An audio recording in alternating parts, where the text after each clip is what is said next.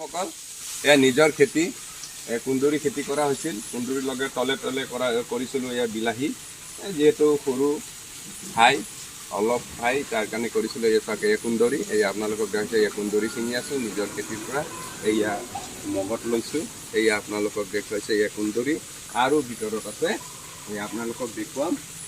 আৰু এয়া আৰু কুন্দুৰি আছে, এয়া কুন্দুৰি মই ছিঙি আছোঁ। এয়া কুন্দুৰি লৈছোঁ, এইটো আৰু এটা ছিঙিলোঁ আৰু আপোনালোকক দেখুৱাই আছোঁ নিজৰ খেতি।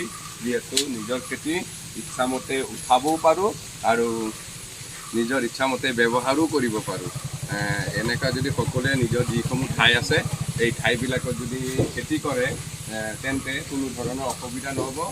এইটো শাক পাচলিৰ অভাৱ অনাটনৰ পৰা অলপ বাচিব পাৰিব। যিহেতু এতিয়া চব্জিবিলাকৰ বহুত দাম, সেইকাৰণে আমি সকলোৱে নিজৰ নিজৰ খেতি অলপ হ'লেও চন পৰি থকা ঠাইবিলাকত যিবোৰ আছে সেইবিলাকত খেতি কৰিব লাগে।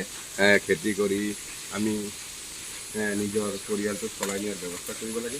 চব বস্তুত আমি কিনি ল'ব নোৱাৰোঁ, কিনাত যদি আমাৰ অসুবিধা হ'ব, টকা পইচাও কেতিয়াবা নাথাকিব পাৰে। সেয়েহে আমি নিজে সকলোৱে নিজৰ ঘৰৰ ওচৰত যিবোৰ মাটি আছে বা নিজৰ মাটি আছে কৰি থকা ঘৰৰ লগতে সেইবিলাকত যিকোনো প্ৰকাৰৰ খেতি কৰি নিজৰ পাচলিৰ অভাৱ আমি দূৰ কৰিব পাৰোঁ।